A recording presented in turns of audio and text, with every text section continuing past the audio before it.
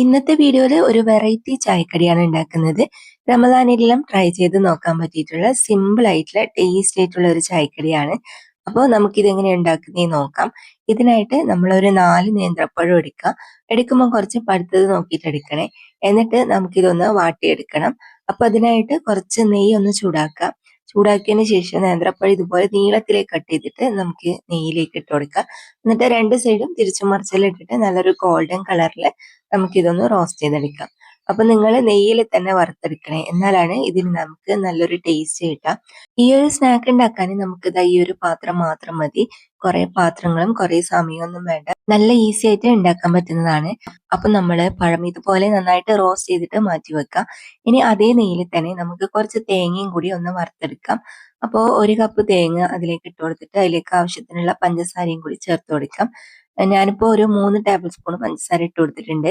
ഇനി നമുക്ക് കുറച്ച് ഏലക്കാപ്പൊടി ഇട്ട് കൊടുക്കാം. എന്നിട്ട് കുറച്ച് അണ്ടിപ്പരിപ്പ് മുന്തിരിയും കൂടി ഇതിലേക്ക് ഇട്ട് കൊടുത്തിട്ട് ഇതൊന്ന് റോസ്റ്റ് ചെയ്യാം.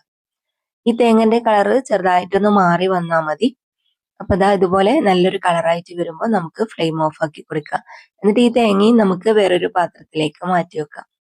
അപ്പൊ നമ്മുടെ തേങ്ങേന്റെ ഫില്ലിങ്ങും റെഡി ആയിട്ടുണ്ട്. ഇതാ പഴമൊക്കെ വാട്ടി വെച്ചിട്ടുണ്ട്.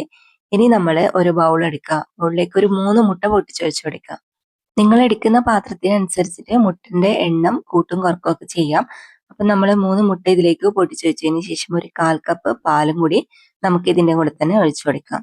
പിന്നെ ഫ്ലേവറിനായിട്ട് ഞാൻ കുറച്ച് വാനില എസൻസ് ചേർത്ത് കൊടുക്കുന്നുണ്ട്. അതല്ലെങ്കിൽ കുറച്ച് ഏലക്കാപ്പൊടി ചേർത്ത് കൊടുത്താലും മതി. പിന്നെ ഇതിലേക്ക് കുറച്ച് പഞ്ചസാരയും കൂടി ആഡ് ചെയ്ത് കൊടുത്തിട്ട് ഇത് നന്നായിട്ട് മിക്സ് ആക്കാം. നല്ലപോലെ മിക്സ് ആക്കി എടുത്തിട്ടുണ്ട്. ഇനി നമ്മൾ നേരത്തെ വെച്ച ആ ഒരു പാൻ തന്നെ നമുക്ക് അടുപ്പിലേക്ക് വെച്ച് കൊടുക്കാം. എന്നിട്ട് അതിലേക്ക് നല്ലപോലെ ഒന്ന് ഗീ അപ്ലൈ ചെയ്ത് കൊടുക്കണം. ഇനി നമുക്ക് കുറച്ച് ബ്രെഡ് വേണം.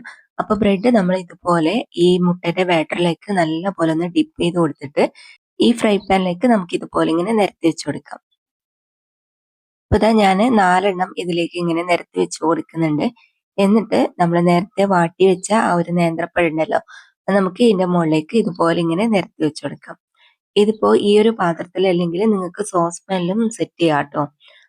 ഇതുപോലെ തന്നെ ചെയ്യണമെന്നില്ല, നിങ്ങളുടെ കയ്യിലുള്ള ഏത് പാത്രത്തിലായാലും സെറ്റ് ചെയ്യാം. ബ്രെഡ് എല്ലാം കവർ ചെയ്യുന്ന രീതിയിൽ നമ്മൾ പഴം വെച്ച് കൊടുത്തിട്ട് അതിന്റെ മുകളിലേക്ക് നമുക്ക് ആ ഒരു തേങ്ങന്റെ മിക്സ് ഇട്ട് കൊടുക്കാം. ഞാനിതിപ്പോ 2 ലെയർ ആയിട്ടാണ് സെറ്റ് ചെയ്യുന്നത്. അപ്പൊ അതുകൊണ്ട് പകുതി തേങ്ങ ഇതിലേക്ക് ഇട്ട് കൊടുത്തിട്ട് ഇങ്ങനെ നിരത്തി കൊടുക്കുന്നുണ്ട്. എല്ലാ സ്ഥലവും ഒന്ന് കവർ ചെയ്യുന്ന രീതിയിൽ ഇതുപോലെ ഇങ്ങനെ നിരത്തി കൊടുക്കാം. എന്നിട്ട് നമുക്ക് പിന്നെയും ഇതിന്റെ മുകളിലേക്ക് ബ്രെഡ് മുട്ടയിൽ ഡിപ്പ് ചെയ്തിട്ട് വെച്ച് കൊടുക്കാം. ഇത് നിങ്ങൾക്ക് എത്ര ലെയർ വേണമെങ്കിലും ചെയ്യാം. മൊത്തം പഴവും തേങ്ങയും ഇട്ടിട്ട് ഒറ്റ ലെയർ ആയിട്ട് വേണമെങ്കിൽ അങ്ങനെയും ചെയ്യാം. അതല്ലെങ്കിൽ ഞാൻ ചെയ്യുന്ന പോലെ 2ഓ 3ഓ ലെയർ ആയിട്ടും നിങ്ങൾക്ക് ചെയ്യാം. അപ്പോൾ ഇതാ ഞാൻ ബ്രെഡിന്റെ മുകളിലേക്ക് ബാക്കിയുള്ള നേന്ത്രപ്പഴം ഇതുപോലെ ഇങ്ങനെ വെച്ച് കൊടുക്കുന്നുണ്ട്. എന്നിട്ട് ബാക്കി വരുന്ന തേങ്ങ മൊത്തം നമുക്ക് ഇതിലേക്ക് ഇട്ട് കൊടുത്തിട്ട് ഒന്ന് എല്ലാ സ്ഥലത്തും നിരത്തി കൊടുക്കാം. അതിനുശേഷം നമുക്ക് ബ്രെഡ് മുട്ടയിൽ ഡിപ്പ് ചെയ്തിട്ട് ഇതിന്റെ മുകളിലേക്ക് കവർ ചെയ്ത് കൊടുക്കാം.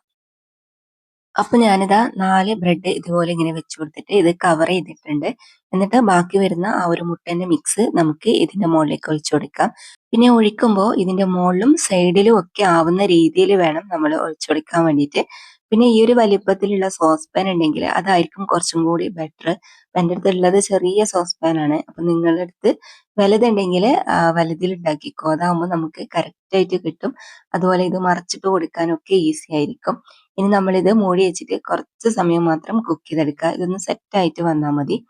അപ്പൊ ഇതുപോലെ ഒന്ന് സെറ്റ് ആയിട്ട് വന്നു കഴിഞ്ഞാല് നമുക്ക് വേറൊരു പാത്രത്തിൽ ഇതൊന്ന് ഫ്ലിപ്പ് ചെയ്ത് കൊടുക്കണം. ഇതിന്റെ അടിഭാഗം കൂടി ചെറുതായിട്ടൊന്ന് കുക്കായിട്ട് വരാൻ വേണ്ടിയിട്ടാണ്. അപ്പൊ ഇതുപോലെ ശ്രദ്ധിച്ചിട്ടൊന്ന് മറിച്ചിട്ട് കൊടുക്കാം. എന്നിട്ട് മൂടി വെച്ചിട്ട് കുറച്ച് സമയം മാത്രം കുക്ക് ചെയ്തെടുത്താൽ മതി. അപ്പൊ ഇതാ നമ്മുടെ അടിപൊളിയായിട്ടുള്ള ചായക്കടി റെഡി ആയിട്ടുണ്ട്. കുഴക്കാനും പരത്താനും ഒന്നും നിൽക്കാണ്ട് എളുപ്പത്തിൽ ഉണ്ടാക്കാൻ പറ്റുന്ന അടിപൊളിയായിട്ടുള്ള ഒരു സ്നാക്കാണ്. അപ്പൊ ഇത് കട്ട് ചെയ്തിട്ട് എങ്ങനെയുണ്ടെന്നും കൂടി നമുക്ക് നോക്കാം. കട്ട് ചെയ്ത് കഴിയുമ്പോൾ ഇതുപോലെ നമുക്ക് ലെയർ ലെയർ ആയിട്ട് കിട്ടും. കഴിക്കാനും നല്ല ടേസ്റ്റ് ആണ്. അധികം ഓയിലൊന്നും ഇല്ലാണ്ട് നമുക്ക് ഉണ്ടാക്കാൻ പറ്റുന്ന ഒരു സ്നാക്കാണ്. അപ്പൊ ഇതുവരെ ഇങ്ങനെ ഉണ്ടാക്കി നോക്കിയിട്ടില്ലെങ്കിൽ ട്രൈ ആക്കി നോക്കിയിട്ട് ഫീഡ്ബാക്ക് അറിയിക്കുക. ഇന്നത്തെ റെസിപ്പി നിങ്ങൾക്ക് എല്ലാവർക്കും ഇഷ്ടമായിട്ടുണ്ടാവും എന്ന് വിചാരിക്കുന്നു. വീഡിയോ ഇഷ്ടമായാൽ മറക്കാതെ ലൈക്കും ഷെയറും കമന്റും ചെയ്യണേ.